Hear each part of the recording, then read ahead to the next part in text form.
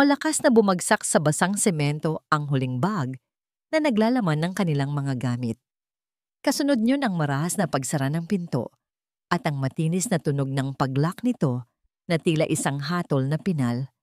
Nakatayo si Lunaya sa gitna ng walang tigil na buhos ng ulan, yakap-yakap ang kanyang dalawang anak na sina Mira at Bituin. Nanginginig ang kanilang mga mumunting katawan, hindi lang dahil sa lamig, kundi dahil sa takot. "Mama!" Narinig niya ang basag na tinig ng 6 na taong gulang niyang si Mira. "Bakit po tayo pinalayas ni Tita Calista?" Napapikit ng mariin si Lunaya, nilalabanan ang mga luhang nagbabadyang kumawala. Paano niya ipapaliwanag sa mga musmus niyang anak ang kasakiman? Paano niya sasabihin na ang mga taong dapat sana'y kumakalinga sa kanila ang siya pang nagtulak sa kanila sa dilim? "Huwag kang mag-alala, anak." Pilit niyang pinatatag ang kanyang boses kahit na siya mismo ay unti-unti nang pinanghihinaan ng loob. Hahanap si Mama ng masisilungan natin. Ngunit saan? Saan sila pupunta sa ganitong oras ng gabi? Walang pera, walang kaibigan, walang kamag-anak na malalapitan. Ang tanging dala nila ay ang basang damit sa kanilang katawan at isang bag na halos wala ng laman. Niyakap niya ng mas mahigpit ang kanyang mga anak. Ang 4 na taong gulang na si Bituin ay humihikbi na sa kanyang dibdib. Naramdaman ni Lunaya ang init ng lagnat na nagsisimulang kumalat sa katawan ng bunso. "Diyos ko, anong gagawin ko?" Naglakad sila ng walang tiyak na direksyon. Ang bawat patak ng ulan ay parang mga karayom na tumutusok sa kanyang balat. Sumilong sila sa ilalim ng maliit na bubong ng isang saradong tindahan. Doon, sa isang sulok, pinaupo niya ang kanyang mga anak. Pinipilit na painitin ang mga ito gamit ang sarili niyang katawan. "Mama, nilalamig po ako," bulong ni Bituin. "Tahan na, baby," sagot ni Lunaya. Hinahaplos ang buhok ng anak. Tumingala siya sa madilim na langit. "Ricardo, asawa ko, bakit mo kami iniwan? Bakit ang bilis mong sumuko?" Sa gitna ng kanyang pagdadalamhati, isang maliit na kamay ang humawak sa kanya. Si Mira. May hawak itong luma at medyo sira ng manika. "Mama, huwag ka na pong umiyak," sabi nito. "Nandito pa naman po kami ni Bituin at nandito pa si Bella, yung manika na bigay ni Papa." Ngunit sa pag-angat ni Mira ng manika, nadulas ito sa kanyang nanginginig na kamay at gumulong papunta sa gitna ng kalsada. "Bella!" sigaw ni Mira. Bago pa man makakilos si Lunaya, mabilis na tumakbo ang bata papunta sa kalsada upang kunin ang laruan. Sa parehong sandali, isang nakakabinging tunog ng preno ang pumunit sa katahimikan ng gabi. Isang pares ng nagliliwanag na ilaw ng sasakyan ang biglang lumitaw. Dire-diretsong tumututok kay Mira. "Mira, Mira!" Napatayo si Lunaya. Ang puso niya'y tila huminto sa pagtibok. Ang lahat ay nangyari ng napakabilis. Ang sigaw niya, ang basang kalsada, ang papalapit na sasakyan, lahat ay nagmistulang isang masamang panaginip. Ngunit bago pa man tumama ang sasakyan, isang anino ang mabilis na kumilos. Isang lalaki ang bumaba mula sa driver's seat. Mabilis na hinila si Mira pabalik sa gilid ng kalsada, ilang pulgada lang mula sa kapahamakan. Niyakap ni Lunaya ang nanginginig na si Mira. Ang kanyang mga mata ay hindi maialis sa estranghero. Bumukas ang isang payong, sumasangga sa kanila mula sa malakas na ulan. Dahan-dahang nag-angat ng tingin si Lunaya. Sa ilalim ng liwanag ng poste, sa gitna ng walang tigil na ulan, nakita niya ang isang mukhang matagal na niyang hindi nakikita, ngunit hinding-hindi niya malilimutan. Ang mga matang yon, ang pamilyar na panga, ang lalaking minsan ay naging mundo niya. "Lunaya?" Ang boses na yon, puno ng pagkabigla, puno ng mga tanong na hindi masabi. Naramdaman ni Lunaya na nanlambot ang kanyang mga tuhod. "Darian?" Halos pabulong niyang sagot. Tiningnan ni Darian ang kalagayan nilang mag-iina. Ang basang damit, ang takot sa mga mata ng mga bata, ang nangingitim na pasa sa braso ni Lunaya na iniwan ng paghatak ni Eladio. Ang pagkalito sa kanyang muka ay napalitan ng sakit at pagkatapos ay nang nag-aalab na galit. Hindi na siya nagtanong. Sa isang tingin, tila naiintindihan na niya ang lahat. Lumuhod siya sa harap ni Lunaya. Ang kanyang mga mata ay seryoso at determinado. Hindi ko kayo iiwan sa ganitong kalagayan, sabi niya. Ang bawat salita ay may bigat. Sumama kayo sa akin. Tahimik ang biyahe papunta sa kanyang bahay. Tanging ang marahang tunog ng windshield wipers at ang humihinang patak ng ulan ang maririnig sa loob ng mamahaling sasakyan. Bawat ilang sandali, pasulyap-sulyap si Darian sa rearview mirror. Nakikita niya roon si Lunaya, tahimik na nakatingin sa labas ng bintana, habang ang dalawang bata ay mahimbing nang natutulog sa kanyang magkabilang tabi. Pagod. Iyon ang salitang paulit-ulit na pumapasok sa isip ni Darian habang tinitingnan niya ang babaeng minsan niyang minahal. Pagod na pagod ang mga mata nito. Ang kanyang balikat ay bahagyang nakakuba, tila pasa ng buong mundo. Isang bahagi niya ang gustong magtanong, gustong alamin ang lahat ng nangyari sa mga taong lumipas. Pero isang mas malaking bahagi niya ang natatakot sa mga sagot. Nang huminto sila sa tapat ng isang malaking modernong bahay na may tanawin ng kalmadong look, dahan-dahang iminulat ni Lunaya ang kanyang mga mata. Halata ang pagkamangha at pag-aalinlangan sa kanyang mukha. Dito ka nakatira? Tanong nito. Tumangulang si Darian. Halika na sa loob. Kailangan ninyong magpahinga at magpatuyo.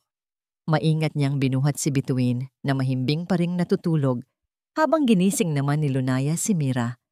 Sa pagpasok nila sa malawak at malamig na sala, naramdaman ni Darian ang matinding pagkakaiba. Ang bahay niya, na palaging malinis at tahimik, ay tila nabigyan ng kaunting buhay, ngunit kasama nito ang isang biglaang bigat. Pinahiga niya si Bituin sa mahabang sofa at kinumutan. Si Mira naman ay agad na nakatulog sa tabi ng kapatid. Naiwan silang dalawa ni Lunaya, nakatayo sa gitna ng sala, balot ng nakakabinging katahimikan. Maghahanda ako ng mainit na inumin, sabi ni Darian para basagin ang katahimikan. Habang nasa kusina siya at nagtitimpla ng 2 tasa ng hot chocolate, bumalik sa kanyang alaala ang imahe ni Lunaya kanina sa kalsada. Basang-basa, takot na takot, yakap ang mga anak. Isang galit ang unti-unting umakyat sa kanyang dibdib. Galit para sa mga taong gumawa nito sa kanya. At galit. Galit para sa sarili niya. Bakit ko siya hinayaan? Bakit ako umalis noon nang hindi man lang nilinaw ang lahat? Bumalik siya sa sala, dala ang 2 tasa. Iniabot niya ang isa kay Lunaya. Uminom ka muna para mainitan ang katawan mo. Tinanggap iyon ni Lunaya. Salamat, Darian. Sa lahat. Kung hindi ka dumating, hindi na niya itinuloy ang sasabihin, pero alam na ni Darian. Umupo siya sa silyang katapat ng sofa. Ano ang nangyari, Lunaya? At doon, sa pagitan ng mga paghigop sa mainit na tsokolate, dahan-dahang ikinuwento ni Lunaya ang lahat. Ang pagkamatay ng asawa niya. Ang pagbabago sa pakikitungo ni na Eladio at Calista. Ang kasakiman sa pera at ari-arian. At ang karahasang sinapit nila kaninang gabi. Habang nagsasalita si Lunaya, hindi maialis ni Darian ang tingin sa kanya. Naalala niya ang dalagitang si Lunaya noon. Puno ng pangarap, palaging nakangiti. Ang babaeng nagturo sa kanya kung paano magmahal ng totoo. Ngunit ang babaeng nasa harap niya ngayon ay may bakas ng pait at sakit sa mga mata. Isang ngiti, isang mapait na ngiti ang gumuhit sa labi ni Lunaya habang nagkukwento. At sa isang saglit na yon, bumalik si Darian sa nakaraan. Naalala niya ang parehong ngiti sa dalampasigan habang pinaplano nila ang kanilang kinabukasan. At kasunod niyon, naalala niya ang huli nilang pag-uusap. Ang mga masasakit na salita, ang katahimikang sumunod, ang pagtalikod niya, dala ang isang durog na puso at isang isipang puno ng kasinungalingan. Ngayon, naiintindihan na niya. Ang lahat ng sakit na naramdaman niya noon ay walang-wala kumpara sa impyernong pinagdaanan ni Lunaya. Nang matapos si Lunaya sa pagkukwento, isang butil ng luha ang pumatak mula sa kanyang mata. Mabilis niya itong pinunasan. "Pasensya ka na," sabi niya. "Naging pabigat pa ako sa'yo." Umiling si Darian. Isang bagong determinasyon ang nabuo sa kanyang puso. Tumayo siya at lumapit kay Lunaya. "Huwag mong sabihin yan," mariin niyang sabi. "Wala kang kasalanan at hindi ka pabigat." Tumingin siya sa mga mata nito. Ang kanyang boses ay puno ng pangako. "Isa akong abogado, Lunaya, at ipinapangako ko sa'yo, gagamitin ko ang lahat ng alam ko para tulungan ka." Hinawakan niya ang balikat nito. "Hindi lang bahay ninyo ang babawiin natin, Lunaya. Ibabalik natin ang dignidad mo." Sa unang pagkakataon, mula nang magkita sila, isang maliit na kislap ng pag-asa ang nakita ni Darian sa mga mata ni Lunaya. Ngunit biglang tumunog ang cellphone ni Lunaya na nasa ibabaw ng mesa. Kinuha niya ito at nakita ni Darian ang pagbabago sa mukha ng babae. Ang pag-asa ay napalitan ng takot. Nanginginig niyang ipinakita kay Darian ang screen. Tumatawag si Calista. Sinanyasan ni Darian na sagutin niya ito at i-loudspeaker. "Hello?" Nanginginig na sagot ni Lunaya. Isang tawang mapang-asar ang narinig mula sa kabilang linya. "O, kumusta ka na, Hipag? Nakahanap ka na ba ng basurahang masisilungan ninyo? Nabalitaan kong may bago ka na raw tagapagligtas. Ang bilis mo naman." Hindi nakasagot si Lunaya. "Makinig ka sa akin." Nagbago ang tono ni Calista. Naging malamig at puno ng pagbabanta. "Subukan mong lumaban at sisirain ko ang pangalan mo sa buong bayan. Sisiguraduhin kong kahit isang kusing ay wala kang makukuha. At ang mga anak mo, baka mas mabuti pa sa kanila na sa ampunan na lang mapunta." "Talaga bang ginawa mo yon, Calista? Tinawagan mo pa talaga siya?" Pinatay ni Calista ang tawag at ibinato ang cellphone sa malambot na sofa.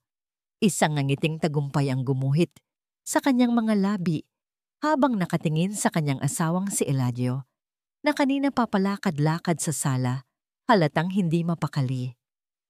Kailangan nilang malaman kung sino ang kinakalaban nila. Kalmado niyang sagot, habang inaayos ang pagkakalagay ng isang porselanang vase sa ibabaw ng mamahaling mesa. Ang mesang ito, tulad ng lahat ng gamit sa bahay, ay dapat sanay sa kanya na. "Baliw ka na ba?" Pasigaw na tanong ni Eladio. "Hindi mo ba naisip na baka i-record niya ang usapan ninyo? Pwede niya yung gamitin laban sa atin." Hinarap ni Calista ang asawa. Ang kanyang mga mata ay nanlilisik. "At ano naman ang sasabihin niya? Na tinakot ko siya? Magaling lang siyang magpaawa, Eladio. Iyon ang talento niya, ang magmukhang biktima." Ilang araw ang lumipas. Isang umaga, dumating ang isang registered mail. Kinakabahan itong binuksan ni Eladio. Nang makita niya ang mga salitang summons at complaint for unlawful detainer and partition of property, namutla siya at napaupo sa pinakamalapit na silya. Patay. Bulong niya. Nagsampa na sila ng kaso. Sinasabi ko na nga ba, Calista? Masyadong malakas ang koneksyon ng Darian na yon. Kinuha ni Calista ang sulat mula sa nanginginig na kamay ng asawa. Binasa niya ito nang walang kaemo-emosyon. Nang matapos, marahan niya itong ibinaba sa mesa. Isang tawang mahina at nakakakilabot ang kumawala sa kanyang lalamunan. "Ito na ba yon?" tanong niya. Tila nasisiyahan pa. "Ito na ba ang simula ng digmaan? Hindi ka ba natatakot?" Di makapaniwalang tanong ni Eladio. "Abogado ang kalaban natin." "Mas mabuti nga yon," sagot ni Calista. Lumapit siya sa bintana at tumingin sa malawak na hardin. Ang hardin na inalagaan ni Lunaya na ngayon ay gusto niyang sirain. Kapag mas mataas, mas masakit ang pagbagsak. Mula pa noon, kinamumuhian na niya si Lunaya. Kinamumuhian niya ang kabaitan nito na tila isang insulto sa kanyang pagkatao. Kinamumuhian niya ang paraan ng pagtingin dito ng yumaong kapatid ni Eladio, na para bang ito ang pinakamahalagang kayamanan sa mundo. At higit sa lahat, kinamumuhian niya ang katotohanang kahit kailan, hindi siya ang pinili. Ngayon, pagkakataon na niya para kunin ang lahat. May plano ako, sabi niya. Lumingon siya kay Eladio. Ang kanyang mukha ay seryoso. Ang kanyang mga mata ay nag-aapoy sa determinasyon. Anong plano? Hindi natin siya lalabanan sa korte gamit ang ebidensya dahil wala tayo noon. Paliwanag ni Calista. Lalabanan natin siya gamit ang opinyon ng publiko. Sisirain natin ang kanyang pagkatao. Gagawin natin siyang isang masamang ina, isang bayarang babae na ipinagpalit ang alaala ng kanyang asawa para sa isang mayamang abogado. Kinanantak ni Calista ang isang pinsan na nagtatrabaho sa isang local online news blog, isang taong may utang na loob sa kanya. Sa isang tawag lang, nagawa niyang magpakalat ng isang kwentong puno ng kasinungalingan. Hindi nagtagal, isang artikulo ang lumabas online. May litrato pa ni Lunaya na bumababa mula sa sasakyan ni Darian noong gabing umuulan. Ang larawan ay malabo, kuha mula sa malayo, na lalong nagbibigay daan sa masasamang haka-haka. Ang headline, Ulilang balo. Agad nakahanap ng kapalit o isa lamang pagkakataon para umahon sa hirap. Ipinakita ni Calista ang artikulo kay Eladio. Ito pa lang ang simula, sabi niya. Gagamitin natin ang bawat kahinaan niya at alam na alam ko kung ano ang mga iyon. Tumingin siya sa kanyang asawa na ngayon ay tila nakakita na rin ng pag-asa. Ang kahinaan niya, ang mga anak niya, at ang nakaraan nila ni Darian. Isang ngiti ang muling sumilay sa kanyang mga labi. Isang ngiting mas malamig pa kaysa sa gabing ipinalayas niya si Lunaya. Sa huli, sila pa mismo ang magmamakaawa sa atin na itigil na ang kaso.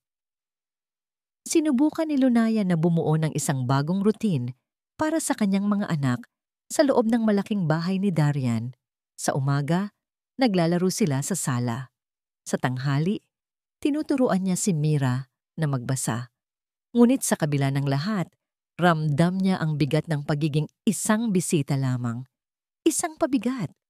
Isang hapon, naisip niyang ilabas ang mga bata para maglakad sa parke na malapit sa subdivision. Kailangan nila ng sariwang hangin.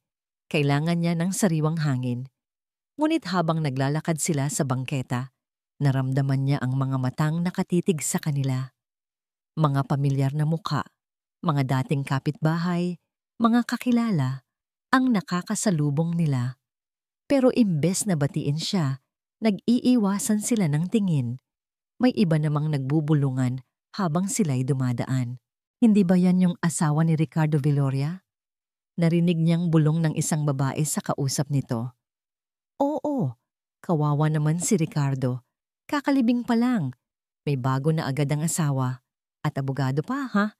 Ang mga salita ay parang mga bubog na tumusok sa kanyang puso. Humigpit ang hawak niya sa mga kamay ni Mira at bituin. Mama, bakit po sila ganyan makatingin? Tanong ni Mira. Napayuko si Lunaya, pinipigilan ang luhang nagbabantang pumatak. Wala yon, anak. Halika na. Umuwi na tayo. Mabilis siyang naglakad pabalik sa bahay ni Darian. Ang mga bulungan ay tila humahabol sa kanya. Pagpasok sa pinto, isinandal niya ang likod dito at dahan-dahang napaupo sa sahig habang ang mga anak niya ay nagtatakang nakatingin sa kanya. Ano bang kasalanan ko? Bakit ganito kasama ang mundo sa amin? Nakita siya ni Darian sa ganoong kalagayan. Agad itong lumapit. Lunaya, anong nangyari? Hindi siya sumagot. Niyakap na lang niya ang kanyang mga tuhod. Naintindihan agad ni Darian ang lahat. Huwag mo silang pakinggan. Mahinahon, ngunit mariing sabi ni Darian. Mga kasinungalingan lang yan na ginawa para sirain ka. Sa huli, ang katotohanan ang mananaig. Pangako yan. Kahit paano, gumaan ang pakiramdam ni Lunaya. Maya-maya, habang pinapatulog niya ang mga bata sa kwarto, naisipan niyang ayusin ang mga natitirang gamit nila sa iisang bag na kanilang dala. Damit, ilang laruan, at iilang bagay na may sentimental na halaga. Kinuha ni Bituin, na hindi pa pala tulog, ang isang lumang libro mula sa bag. Ito ang Bibliyang laging binabasa ng kanyang ama. Mama, si Papa po ba nagbabasa nito? Tanong ng bata, habang kinakalikot ang makapal at luma ng libro. Oo anak, malungkot nang ngumiti si Lunaya. Paborito yan ng papa mo. Sa paglilipat ni Bituin ng mga pahina, bigla itong nadulas mula sa kanyang maliliit na kamay. Nahulog ang libro sa sahig. Bumukas ito at mula sa gitna ng mga pahina, isang piraso ng nakatuping papel ang lumipad at lumapag sa paanan ni Lunaya. Isang naninilaw na papel, nakatupi ng 4 na beses. Nagtaka si Lunaya. Maingat niya itong dinampot. Habang binubuklat niya ito, gamit ang kanyang nanginginig na mga kamay, isang pamilyar na sulat kamay ang tumambad sa kanya. Ang sulat kamay ng kanyang yumaong asawa. Hindi ito ordinaryong sulat. May formal na tono ito, may petsa, at may mga salitang nagpatigil sa kanyang paghinga. Huminga siya ng malalim, at binasa niya ng malakas ang mga unang salita na nakasulat sa itaas na bahagi ng papel. Huling habilin. Sigurado ka ba rito, Darian? Tanong ni Lunaya habang hawak-hawak ang papel. Tatanggapin ba ito ng korte? Oo naman, sagot ni Darian. Ang kanyang mga mata ay nagliliwanag sa profesional na sigasig. Ito ang tinatawag na holographic will. Basta't mapatunayan natin na sulat kamay talaga ito ng asawa mo at may pirma niya, malaking epekto nito sa kaso. This is a game changer, Lunaya. Sa unang pagkakataon, sa loob ng maraming araw, isang tunay na ngiti ang nakita ni Darian sa mga labi ni Lunaya. Isang ngiting hindi pilit, hindi mapait. Ang ngiting iyon ang nagtulak sa kanya na sabihin ang sunod niyang naisip. Para i-celebrate yan, sabi niya. At para makalimutan mo muna ang mga chismis sa labas, dalhin natin ang mga bata sa dalampasigan, kahit saglit lang. Nag-aalangan noong una si Lunaya, ngunit sa huli ay pumayag din. Ang hapon na yon sa dalampasigan ay parang isang eksena mula sa isang panaginip na matagal nang kinalimutan ni Darian. Ang hangin ay sariwa, ang tunog ng mga alon ay payapa, at ang tawa ng mga bata ay musika sa kanyang pandinig. Habang nagtatayo ng sandcastle sina Lunaya at Mira, tinuruan naman ni Darian si Bituin kung paano magpalipad ng saranggola na binili nila kanina. Mas mataas pa, Tito Darian! Mas mataas pa!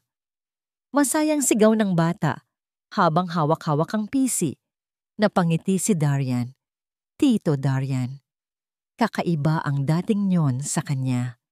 Sa buong buhay niya bilang isang matagumpay na abogado, nasanay siyang tawaging attorney o sir. Ngunit ang simpleng tawag na yon mula sa isang bata ay nagbigay sa kanya ng isang pakiramdam na hindi kayang bilhin ng pera o katanyagan. Napalingon siya kay Lunaya. Pinapanood siya nito, isang maliit na ngiti ang nakaguhit sa kanyang mga labi. Nagtama ang kanilang mga mata at sa sandaling iyon, parang nawala ang lahat ng tao sa paligid. Ang natira lang ay sila, ang alon, at ang mga salitang hindi nila masabi. Tito Darian, aalagaan niyo po ba palagi si Mama? Naputol ang kanilang pagtititigan dahil sa biglaang tanong ni Mira na lumapit pala sa kanila. Natigilan si Darian. Tumingin siya sa seryosong mukha ng bata. Pagkatapos ay kay Lunaya na halatang nagulat din. Isang sagot ang gustong kumawala sa kanyang bibig. Isang sagot na mas malalim pa sa legal na tulong na ibinibigay niya. Ngumiti siya kay Mira at marahang ginulo ang buhok nito. Oo naman, sagot niya. Palagi. Nang papalubog na ang araw, nagpasya na silang umuwi. Habang naglalakad pabalik sa sasakyan, naramdaman ni Darian ang isang bagay na matagal na niyang hindi nararamdaman. Kapayapaan, kaligayahan, pakiramdam na kabilang siya sa isang lugar. Napagtanto niya na ang pagtulong niya kay Lunaya ay hindi na lang dahil sa konsensya o awa. May mas malalim na itong dahilan. Kinabukasan, maagang pumasok si Darian sa kanyang law firm. Kailangan niyang ihanda ang mosyon para ipresenta ang bagong ebidensya. Puno siya ng bagong pag-asa. Ngunit pagbukas niya ng pinto ng kanyang opisina, isang tao ang hindi niya inaasahang makita na nakaupo sa silyang para sa mga kliyente. Nakadikwatro ito, may mapanghamak ng ngiti sa mga labi. Si Calista. Magandang umaga, Attorney Salvador. Bati nito, ang bawat pantig ay puno ng pang-uuyam. Anong ginagawa mo rito? Malamig na tanong ni Darian. Isinara ang pinto sa likuran niya. Tumayo si Calista at dahan-dahang lumibot sa kanyang mesa. Hinahaplos ang mga librong nakaayos doon. Humahanga lang ako sa ganda ng opisina mo. Talagang malayo na ang narating mo. Malayo sa lalaking simple lang ang pangarap noon. Hindi ako narito para makipag-usap tungkol sa nakaraan, marising sabi ni Darian. Kung wala kang importanteng sasabihin, maaari ka nang umalis. Huminto si Calista sa harap niya. Ang nangiti sa labi niya ay nawala. Napalitan ng isang seryosong tingin. Nandito ako para bigyan ka ng babala. Isang friendly advice, kung gusto mo. Hindi ko kailangan ng payo mo. Sigurado ka? Lumapit pa ito. May mga bagay tungkol kay Lunaya na hindi mo alam, Darian. Mga bagay na magpapabago sa desisyon mo. Napatiimbagang si Darian. Ang bawat salita ni Calista ay tila laso na nadahan-dahang kumakalat sa kanyang sistema. Hindi ako naniniwala sa'yo, mariin niyang sabi. Ngunit may bahagyang panginginig sa kanyang boses na hindi niya makontrol. Tumawa si Calista. Talaga ba, Darian? O ayaw mo lang maniwala dahil nasasaktan ka? Dahil hanggang ngayon, hindi mo pa rin alam ang totoong dahilan kung bakit kanya iniwan, hindi ba? Lumapit pa ito. Halos bumubulong na sa kanya. Hayaan mong ako ang magsabi sa'yo. Noong mga panahong yon, alam nating lahat na may gusto sa kanya ang kapatid ng asawa ko, si Ricardo, mayaman, stable, may magandang kinabukasan. Samantalang ikaw, isang simpleng law student na puno lang ng pangarap. Tumigil ka na, utos ni Darian. Ngunit hindi nagpaawat si Calista. Tinanong ko siya noon, Darian, dahil kaibigan ang turing ko sa kanya. Sabi ko, Lunaya, mahal mo ba talaga si Darian? Alam mo kung anong sagot niya? Ngumiti lang siya at sinabing, sa pag-ibig, kailangang maging praktikal. At pagkatapos noon, anong nangyari? Bigla ka na lang niya hindi sinipot. Bigla na lang siyang nagpakasal kay Ricardo.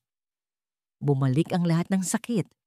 Ang alaala ng gabing iyon sa paborito nilang restaurant kung saan dapat sana ay magpo-propose na siya. Ang singsing na nasa kanyang bulsa, ang ilang oras na paghihintay, ang mga tawag na hindi sinasagot, ang biglaang paglaho ni Lunaya na walang anumang paliwanag. Iniwan siyang wasak. Iniwan siyang nagtatanong kung ano ang kanyang pagkukulang. Umalis ka na, sabi ni Darian. Ang boses niya ay halos hindi na marinig. Itinuro niya ang pinto. Bahala ka kung ayaw mong maniwala. Nakangising sabi ni Calista habang naglalakad palabas. Pero mag-ingat ka, Darian. Baka ang babaeng tinutulungan mo ngayon ay siya ring babaeng sisira sa'yo noon. Ang galing niyang umarte. Baka ginagamit ka lang niya ulit. Nang makaalis si Calista, napasuntok si Darian sa kanyang mesa.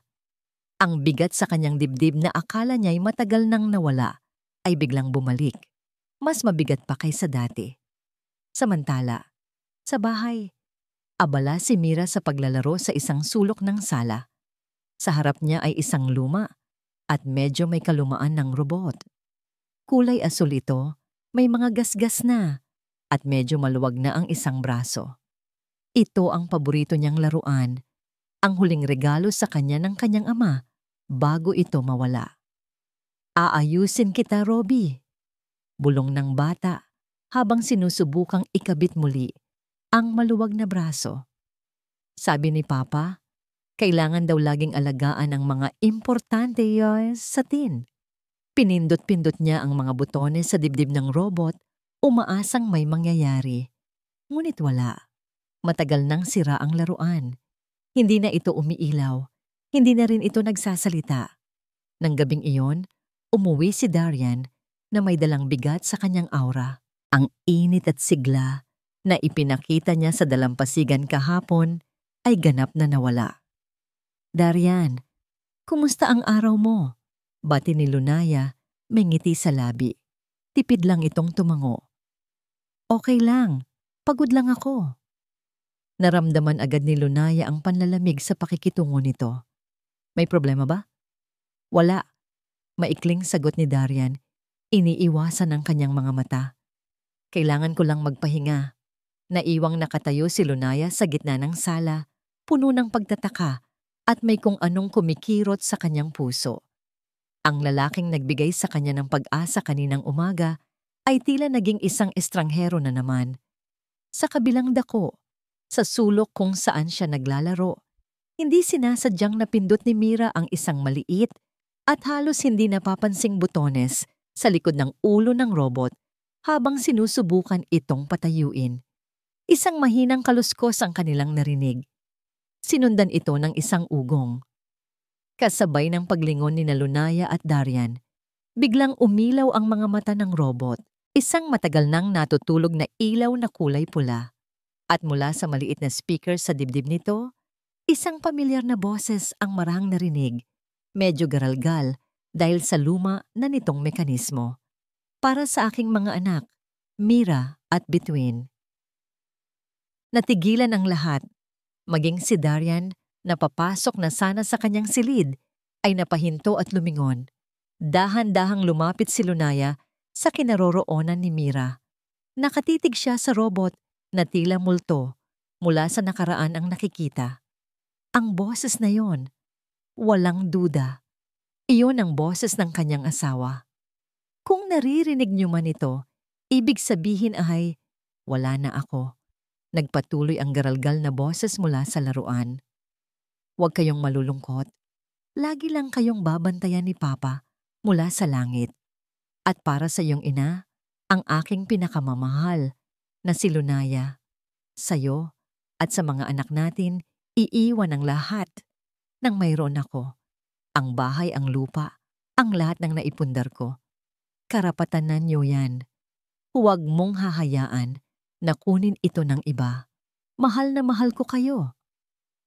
Pagkatapos ng huling salita, isang mahinang click ang narinig at namatay muli ang mga ilaw sa mata ng robot.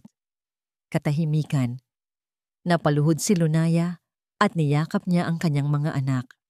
Luha ng pasasalamat at pangungulila ang dumaloy sa kanyang mga pisngi.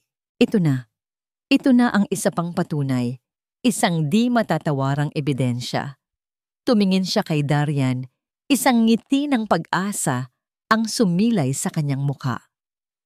Darian, narinig mo ba yon? Ito na. Ngunit ang inaasahan niyang saya sa mukha ni Darian ay hindi niya nakita. Sa halip, isang malamig at seryosong ekspresyon ang sumalubong sa kanya. Lumapit si Darian, hindi sa robot, kundi sa kanya. Bakit hindi mo sinabi sa akin ang totoo noon, Lunaya? Nawala ang nangiti ni Lunaya. Anong ibig mong sabihin? Noon, pagdidiin ni Darian. Ang boses niya ay may bahid ng sakit at hinanakit. Tungkol sa atin, tungkol kay Ricardo.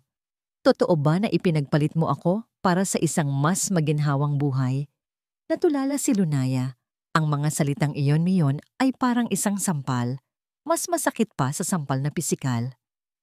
Saan? Saan mo narinig yan? Hindi na mahalaga kung saan ko narinig. Ang gusto kong malaman ay ang totoo. Ang pag-asa na naramdaman ni Lunaya kanina ay unti-unting napalitan ng sakit. Pagkatapos ng lahat ng nangyari, pagkatapos ng lahat ng tulong na ibinigay nito, ito pa rin ang tingin niya sa kanya. Isang babaeng mukhang pera? Anong katotohanan? Basag ang boses na sagot ni Lunaya. Ang katotohanang bigla ka na lang nawala. Hindi ka nagparamdam. Hindi ka nagpaalam. Iniwan mo ako sa ere nang walang kahit isang salita. Tapos ngayon, ako pa ang may kasalanan. Dahil ano ang aasahan mong gagawin ko? Tumaas na rin ang boses ni Darian. Nalaman ko na lang na ikakasal ka na sa iba. Ano ang iisipin ko? Sana nagtanong ka. Sigaw ni Lunaya. Ang mga luhang kanina'y dala ng pasasalamat ay naging luha na ngayon ng galit at pagkabigo. Sana binigyan mo ako ng pagkakataong magpaliwanag. Pero hindi. Mas pinili mong maniwala sa iba. Tulad ngayon. Yumuko siya, ang kanyang mga balikat ay nanginginig. Ang lahat ng bigat na kanyang dinadala. Ang pagkamatay ng asawa, ang pagpapalaya sa kanila, ang mga paninira ng mga tao, ay tila bumagsak lahat sa kanya sa sandaling iyon. Ang nag-iisang taong inaasahan niyang kakampi niya, ang taong pinagkakatiwalaan niya, ay siya ring taong humuhusga sa kanya. Siguro nga tama sila. Bulong niya, halos sa sarili na lang. Itinaas niya ang kanyang nangingilid na mga mata kay Darian. Pabigat lang ako sa buhay mo. Isang gulo na hindi mo dapat pinasok. Tinalikuran niya si Darian. Pumunta siya sa silid kung saan sila natutulog. Sinimulan niyang ilagay ang kanilang mga damit pabalik sa bag. Lunaya, anong ginagawa mo? Tanong ni Darian mula sa likuran. Aalis kami. Sagot niya, hindi lumilingon. Salamat sa lahat ng tulong mo, pero hindi ko na kaya.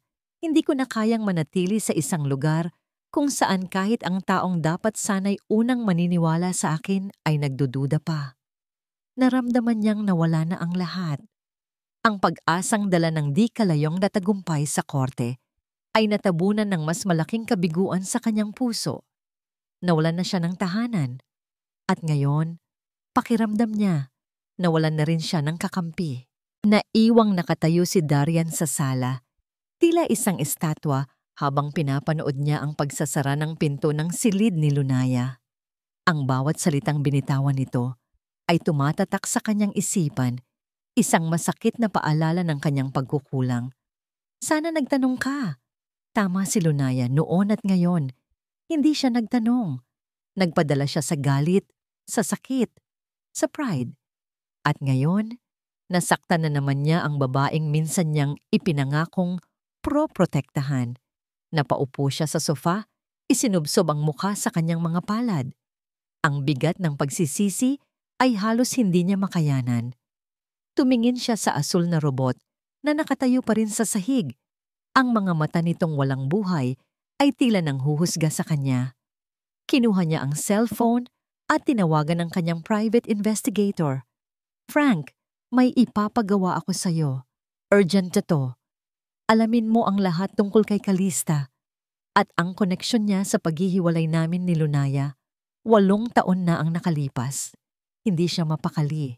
Lumipas ang ilang oras. Hating gabi na. Hindi niya magawang matulog. Ang imahe ni Lunaya na umiiyak dahil sa kanya ay paulit-ulit na bumabalik. Bumalik siya sa sala. Dinampot niya ang robot. May kung anong nag-udyok sa kanya na pakinggan muli ang recording. Pinindot niya ang maliit na butones sa likod ng ulo nito. Muling umalingaw-ngaw ang boses ni Ricardo Villoria. Sa'yo at sa mga anak natin iiwan ang lahat ng meron ako. Pinakinggan niya ito ng paulit-ulit. Sa 3 beses, may napansin siyang kakaiba. Isang mahinang tunog sa background, bago pa man magsalita si Ricardo. Isang ingay na halos hindi marinig. Kinuha niya ang isang maliit na digital recorder mula sa kanyang briefcase. Maingat niyang ni-record ang audio mula sa robot. Pagkatapos ay isinaksak niya ito sa kanyang laptop. at binuksan ang isang audio editing software na madalas niyang gamitin para sa mga kaso. Gamit ang noise cancellation at audio enhancement features, dahan-dahan niyang inalis ang static at pinataas ang volume ng background noise. Sa una, puro kaluskos lang. Ngunit habang nililinis niya ang audio, unti-unting lumilinaw ang mga tunog. Boses. 2 boses na nag-uusap, hindi nagtatalo. Hindi mo to magagawa sa amin, Ricardo. Kapatid mo ang asawa ko. At asawa ko't mga anak ang pinag-uusapan natin dito, Calista. Matagal ko nang alam ang mga ginagawa ninyo sa likod ko. Napatigil sa paghinga si Darian, boses ni Calista at ni Ricardo. Nagpatuloy ang sigawan sa recording. Wala kang utang na loob. Kung hindi dahil sa amin, dahil sa inyo o dahil sa pera ko, lumayas kayo sa pamamahay ko. At pagkatapos, isang pangungusap ang narinig ni Darian na nagpatindig ng lahat ng balahibo sa kanyang katawan. Isang pangungusap na puno ng galit at pagbabanta mula sa boses ni Calista. Mamamatay ka sa galit! Sinundan iyon ng tunog ng isang bagay na nabasag at isang malakas na pag-ubo na tila isang taong hirap na hirap huminga. Pagkatapos noon ay ang pagsisimula ng boses ni Ricardo na nagre-record ng kanyang huling habilin. Nabitawan ni Darian ang kanyang headphones. Nanlalaki ang kanyang mga mata sa katotohanang unti-unting nabubuo sa kanyang isipan. Ang pagkamatay ni Ricardo, hindi ito natural. Hindi ito simpleng atake sa puso. Pinrovoke nila siya. Alam nilang may sakit ito sa puso. Sinadya nilang galitin ito hanggang sa hindi na makayanan ng puso nito. Ito ang totoong nangyari. Hindi na ito isang kaso ng pag-aagawan ng ari-arian. Ito ay isang kaso ng pagpatay. Isang nag-aalab na galit ang pumalit sa kanyang pagsisisi. Galit para kina Calista at Eladio at isang matinding takot para sa kaligtasan ni Lunaya at ng mga bata. Mabilis siyang tumayo. Kailangan niyang sabihin kay Lunaya. Kailangan niyang humingi ng tawad. Patakbo niyang tinungo ang silid kung saan natutulog ang mag-iina. Marahan niyang binuksan ang pinto. Sa liwanag na nagmumula sa labas, nakita niya si Lunaya. Gising pa. Nakaupo ito sa gilid ng kama, yakap-yakap ang natutulog na si Bituin, habang ang mga luha ay tahimik na dumadaloy sa kanyang mga pisngi. Nang makita siya nito, agad itong nag-iwas ng tingin, puno ng sakit at pagkabigo. Lunaya, sabi ni Darian. Ang kanyang boses ay nanginginig dahil sa pinaghalong emosyon. Patawarin mo ako. Mali ako. Isang malaking pagkakamali. Lumapit siya. Kailangan mong malaman ng isang bagay. Isang bagay na mas malala pa sa inaakala natin.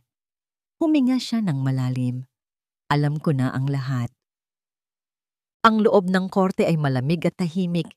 Tanging ang tunog ng electric fan at ang paminsan-minsang pag-ubo ang maririnig.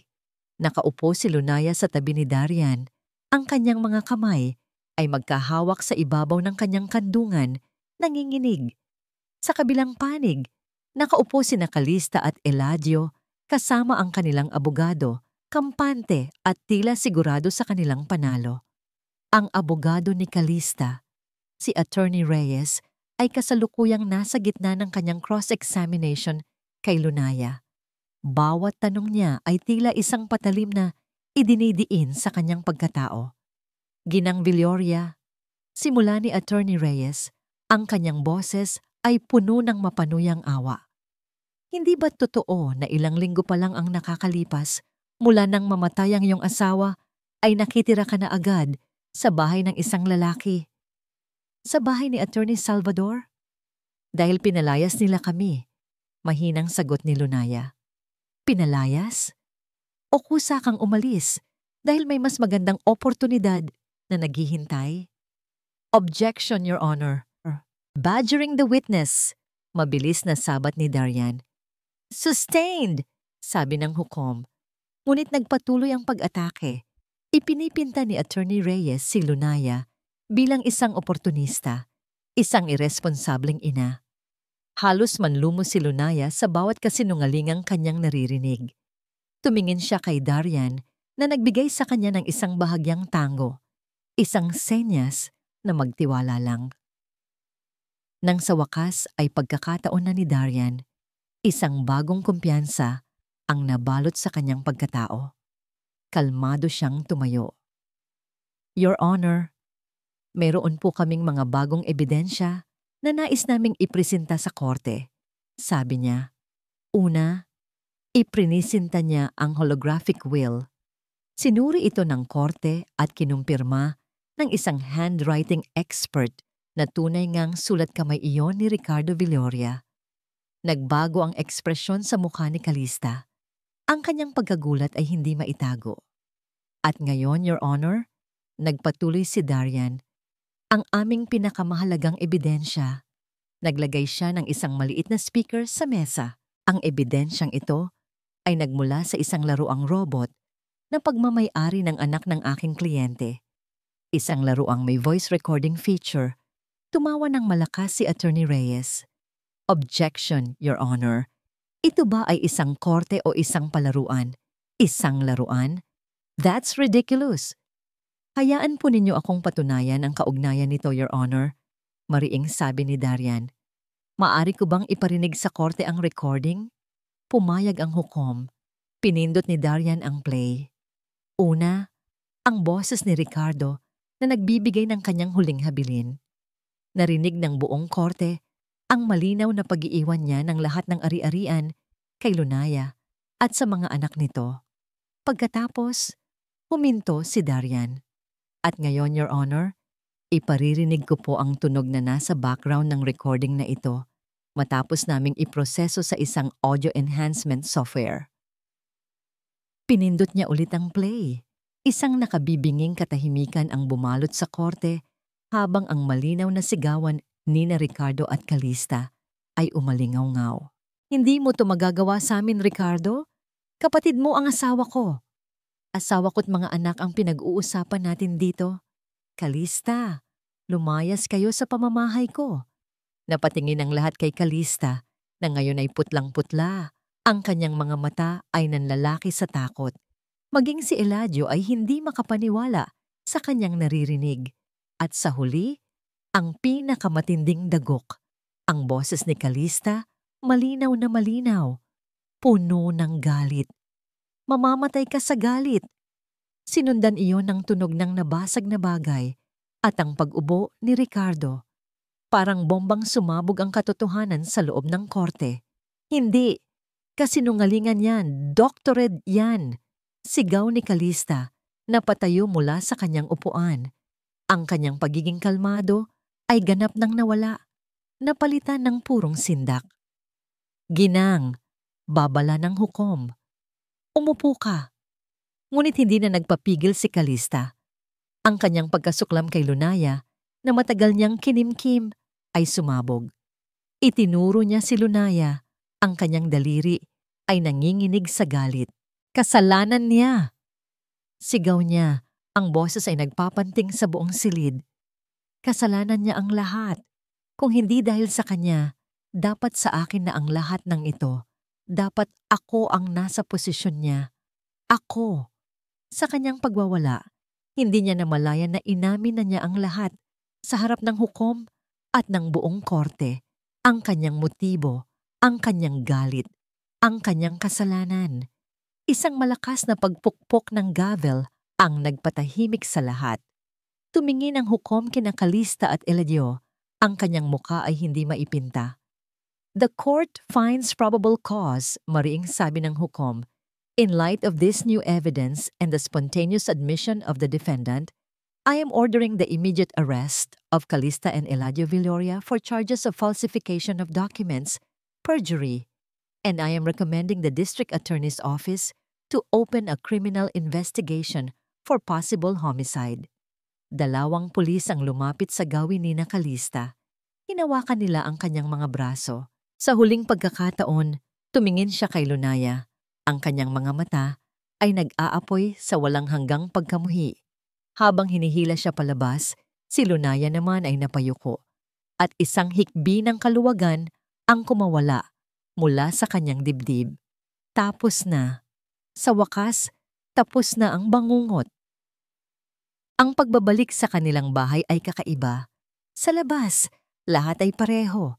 Ang mga halaman sa hardin na medyo nalanta, ang pinturang puti na may kaunting lamat, ang lumang duyan sa ilalim ng puno ng mangga. Ngunit sa paghakbang ni Lunaya papasok, kasama ang kanyang mga anak, isang bagong pakiramdam ang sumalubong sa kanya. Kapayapaan. Mama, nandito na po ulit tayo sa bahay natin. Masayang sigaw ni Mira at agad na tumakbo papasok sa kanyang lumang kwarto. Bahay! Bahay!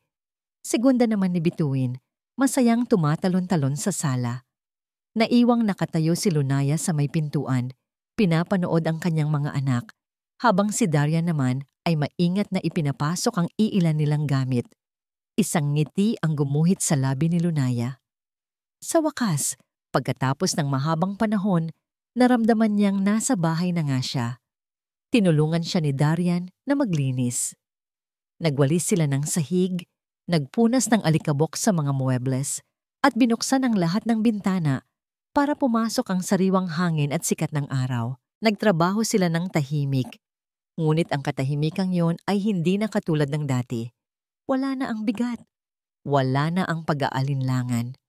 Ang namamagitan sa kanila ngayon ay isang komportableng pagkakaintindihan. Habang nagpupunas si Lunaya ng isang lumang picture frame na naglalaman ng litrato nilang pamilya, hindi sinasadyang nagtama ang kanilang mga kamay ni Darian na aabutin din sana ito. Isang pamilyar na kuryente ang gumapang sa kanyang braso. Mabilis niyang binawi ang kanyang kamay, bahagyang namumula. Ako na, sabi ni Darian. Kinuha ang frame at maingat itong pinunasan bago isinabit pabalik sa dingding. Nang dapit hapon na, matapos pakainin at patulugin ang mga bata para sa kanilang afternoon nap, sabay silang naupo ni Darian sa beranda. Hawak ang tig-isang tasa ng kape. Mula roon, tanaw nila ang unti-unting paglubog ng araw sa dagat. Hindi ko alam kung paano kita pasasalamatan, Darian. Basag ni Lunaya sa katahimikan. Lahat ng ito, hindi ko ito magagawa kung wala ka. Tumingin si Darian sa kanya. Ang kanyang mga mata ay seryoso. Ako dapat ang humingi ng tawad, Lunaya. Patawarin mo ako sa pagdududa ko sa iyo. Patawarin mo ako sa lahat ng sakit na idinulot ko noon at ngayon. Naging bulag ako dahil sa sarili kong sakit at pagsisisi. Huminga siya ng malalim. Ang totoo, ang kwentong isinubo sa akin ni Calista noon.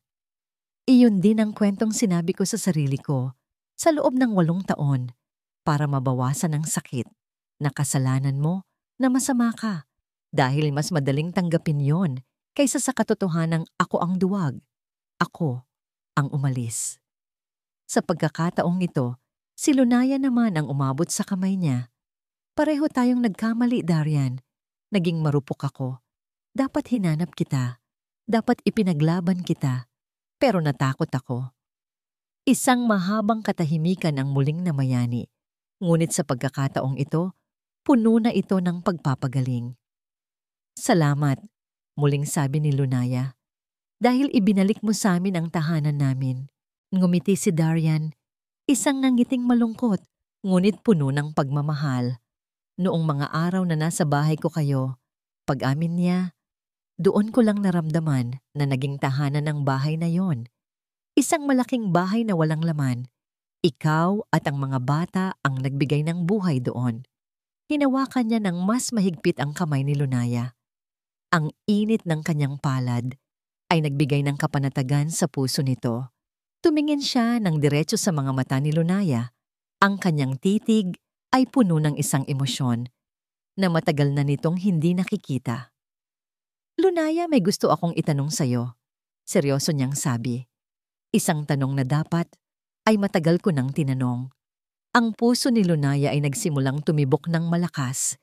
Tila isang kabayong nagwawala sa loob ng kanyang dibdib.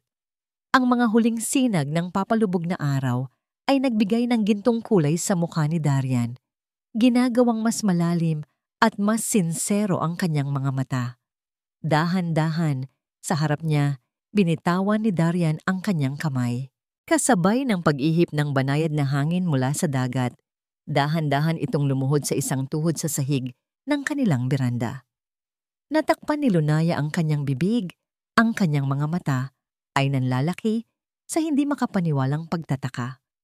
Mula sa bulsa ng kanyang pantalon, inilabas ni Darian ang isang maliit na kahon na yari sa velvet.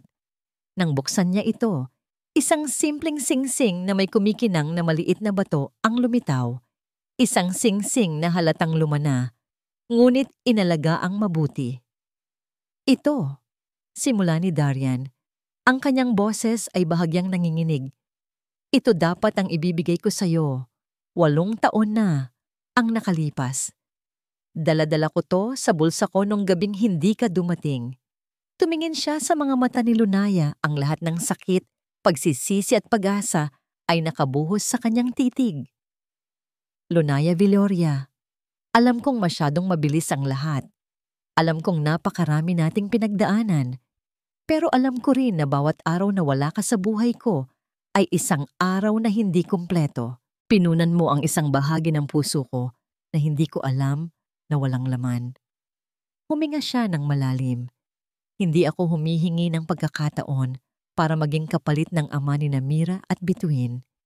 Ang alaala niya ay mananatili sa puso ninyo. Ang hinihiling ko ay isang pagkakataon na maging bagong haligi ng pamilyang ito. Gusto kong maging ang taong mag-aalaga sa inyo, ang magtatanggol sa inyo, at ang mamahalin kayo ng walang katapusan. Hindi ko lang gustong maging abogado mo, Lunaya. Nagpatuloy siya. Isang butil ng luha ang namuo sa gilid ng kanyang mata. Gusto kong maging asawa mo. Gusto kong maging ama sa mga anak mo. Gusto kong maging tahanan mo, gaya ng kung paanong ikaw at ang mga bata ang naging tahanan ko. Pakakasalan mo ba ako? Ang tanong ay binitawan sa hangin, kasabay ng huling piraso ng araw na lumubog sa abot tanaw. Para kay Lunaya, parang huminto ang oras, ang lahat ng sakit, lahat ng pagod, lahat ng luha. Tila naglaho lahat. Ang natira na lang ay ang lalaking nakaluhod sa harap niya, iniaalay. Hindi lang ang isang singsing, kundi ang isang buong buhay na puno ng pangako. Isang tawa na may kasamang hikbi ang kumawala sa kanyang lalamunan. Ang mga luha na ngayon ay dumadaloy sa kanyang pisngi ay hindi na luha ng kalungkutan, kundi luha ng purong kaligayahan. Sa parehong sandali, bumukas ang pinto ng beranda. Lumabas si Mira at Bituin, kinukusot pa ang kanilang mga mata, halatang bagong gising. Mama, Tito Darian, anong ginagawa niyo po? Tanong ni Mira. Ngumiti si Darian sa mga bata, hindi pa rin tumatayo. Tumingin siya pabalik kay Lunaya, naghihintay. Tumingin si Lunaya sa kanyang mga anak at pagkatapos ay sa lalaking naghihintay ng kanyang sagot. Nakita niya ang kanyang hinaharap sa kanilang lahat. Isang hinaharap na hindi niya inakalang posible. Dahan-dahan siyang tumango. Oo, bulong niya. Ang boses ay basag ngunit puno ng katiyakan. Oo, Darian, papakasalan kita. Isang matamis na ngiti ang sumilay sa labi ni Darian habang marahan niyang isinusuot ang singsing sa daliri ni Lunaya. Pagkatapos ay tumayo siya at niyakap ito ng mahigpit. Lumapit si Mira at Bituin at yumakap sa kanilang mga binti. Hindi lubos na naiintindihan ang nangyayari, ngunit ramdam ang kaligayahang bumabalot sa kanilang lahat. Isang maliit na pamilya na buo mula sa mga durog na piraso ng nakaraan, pinagbuklod ng isang pag-ibig na natutong maghintay. Habang magkakayakap sila sa ilalim ng papalalim na takip silim, naintindihan ni Lunaya. Ang buhay ay hindi tungkol sa hindi pagkakaroon ng mga unos, kundi sa paghahanap ng isang taong sasamahan kang sumayaw sa gitna ng ulan at hihintayin kang makita ang bahaghari pagkatapos at sa wakas natagpuan na niya ang kanyang bahaghari. At dito, nagtatapos ang kwento ng pag-ibig, pagbangon, at paghilom ni Lunaya at Darian mula sa kaibuturan ng aking puso. Maraming salamat sa inyong walang sawang pagsubaybay sa bawat kabanata. Ang samahan ninyo sa akin sa paglalakbay na ito ay isang bagay na habang buhay kong pahahalagahan. Habang isinusulat ko ang kwentong ito, kasama ninyo akong umiyak sa mga pagsubok ni Lunaya, nainis sa kasamaan ni Calista, at kinilig sa bawat sandali ng pag-asa na dala ni Darian. Ang kanilang kwento ay naging bahagi na rin ng aking buhay at isang karangalan na ibahagi ito sa inyo. Higit sa lahat, sana'y naiwan sa inyong mga puso ang mensahe na gaano man kadilim ang unos na dumating, palaging may pag-asang naghihintay sa pagsikat ng araw. Ito ay isang kwento tungkol sa lakas ng isang ina, sa kapangyarihan ng pagpapatawad, at sa pag-ibig na kahit kailan may hindi sumusuko. Isang pag-ibig na marunong maghintay at laging hahanapin ang daan pabalik. Ngayon, nais ko namang marinig ang inyong saloobin. Ano ang pinakapaborito ninyong bahagi ng kwento? Anong aral ang tumatak sa inyong isipan? Mangyaring iwanan ang inyong mga komento sa ibaba. Bawat isa sa mga ito ay aking babasahin at itatago sa aking puso. Hanggang sa ating susunod na kwentong susubaybayan. Muli, maraming salamat sa inyong pagmamahal at walang katapusang suporta.